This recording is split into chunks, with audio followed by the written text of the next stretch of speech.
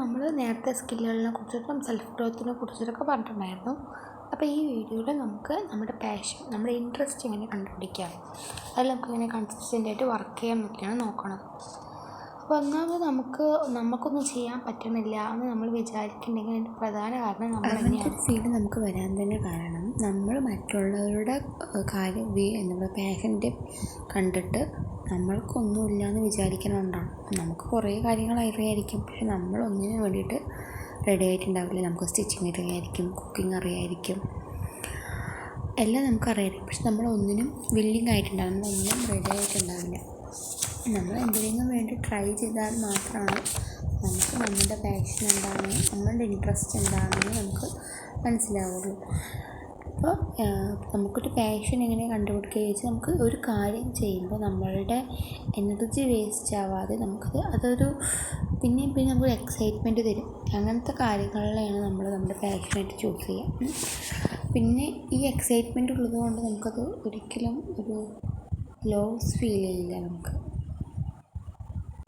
ഒരിക്കലും നമുക്കതിനൊരു റിഗ്രറ്റ് തോന്നില്ല. നമുക്ക് പിന്നെയും നമ്മൾ ഇമ്പ്രൂവ് ആക്കണം, അടുത്തത് പഠിക്കണം എന്നുള്ളൊരു എക്സൈറ്റ്മെൻറ്റ് തന്നെ ഉണ്ടാവും. ഇപ്പോൾ ബേക്കിങ്ങിലായാലും പുതിയ ഫ്ലേവേഴ്സ് വരുമ്പോൾ നമുക്കത് ട്രൈ ചെയ്ത് നോക്കണം, അത് ഞാൻ ഉണ്ടാക്കിയിട്ട് പെർഫെക്റ്റ് ആവണം എന്നൊരു ഇൻട്രസ്റ്റ് വരിക. ഇപ്പോൾ ഹെന്ന ഡിസൈനിങ്ങിലാണെങ്കിലും നമുക്ക് സ്പീഡിൽ ക്ലാരിറ്റിയോട് തന്നെ ചെയ്യാൻ പറ്റുക. കാലിഗ്രാഫിയിലാണെങ്കിലും ചെറിയ കാര്യങ്ങളിലാണെങ്കിലും നമുക്ക് ഏത് ഫീൽഡിനോടാണ് കൺസിസ്റ്റൻ്റായിട്ട് വർക്ക് ചെയ്യാൻ പറ്റണമെന്ന് നമ്മൾ തന്നെ ചൂസ് ചെയ്യുക.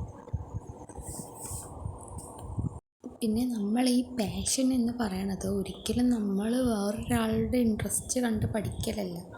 നമ്മൾക്ക് ഇൻബോണായിട്ട് നമുക്ക് എല്ലാവർക്കും ഒരു ടാലൻറ്റോട് തന്നെയാണ് നമ്മൾ ജനിക്കണത്.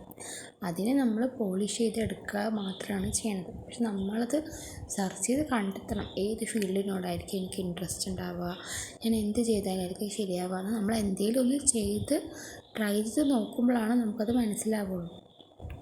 ഇപ്പോൾ ഈ പാഷൻ കണ്ടുപിടിക്കണം, എനിക്കും എന്തെങ്കിലും ചെയ്യണം എന്ന് ആഗ്രഹമുള്ളവർ ഈ ഫോണിൽ ദിവസവും പുതിയ കാര്യങ്ങൾ നോക്കണവരായിരിക്കും.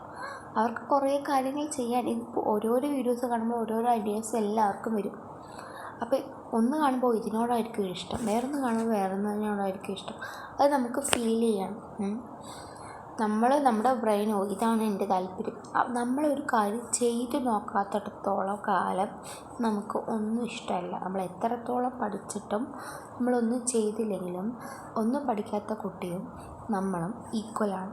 നമ്മൾ പഠിച്ചിട്ടുണ്ടോ, നമ്മൾക്ക് ഒരു ഇൻട്രസ്റ്റ് ഉണ്ടെങ്കിൽ നമ്മൾ അതിന് വേണ്ടി നമ്മൾ ഹാർഡ് വർക്ക് ചെയ്യണം. ചെറിയ കാര്യങ്ങളായിക്കോട്ടെ. ഇപ്പോൾ നമ്മൾ ദിവസം ചായ ഇടും, ആ ചായയിൽ തന്നെ എത്രയോ വെറൈറ്റി ചായകളുണ്ട്. എല്ലാത്തിനും വേണ്ടി നമ്മൾ കൺസിസ്റ്റൻ്റായിട്ട് വർക്ക് ചെയ്യണം. ചെറിയ സ്റ്റെപ്പുകൾ നമ്മൾ തന്നെ തുടങ്ങണം. എന്നിട്ടും നമുക്ക് പാഷൻസ് കണ്ടുപിടിക്കാൻ പറ്റില്ല എന്നുണ്ടെങ്കിൽ നമുക്കൊരു ടെസ്റ്റ് എടുത്ത് നോക്കാം. ഈ ടെസ്റ്റുകളൊക്കെ ഉണ്ട്, അങ്ങനത്തെ ടെസ്റ്റ് എടുത്ത് നോക്കാം. അല്ല നമുക്ക് എന്നിട്ടും കുറേ പാഷൻസ് ഒരുമിച്ച് വരികയാണെന്നുണ്ടെങ്കിൽ അത് തമ്മിൽ നമുക്ക് റിലേറ്റ് ചെയ്തിട്ട് കുറേ കാര്യങ്ങൾ ചെയ്യാം. നമ്മൾ തന്നെ ഫസ്റ്റ് സ്റ്റെപ്പ് തുടങ്ങുക. നമ്മളൊരിക്കലും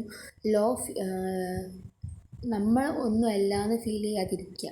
നമുക്ക് എന്ത് ചെയ്യാൻ പറ്റുമെന്ന് ആലോചിക്കുക. നമ്മൾ നെഗറ്റീവ്ലി ചിന്തിക്കാതെ നമ്മൾ പോസിറ്റീവ്ലി ചിന്തിക്കുക. നമുക്ക് ചെയ്യേണ്ട കാര്യങ്ങളൊക്കെ ഒരു ബുക്കിൽ എഴുതുക.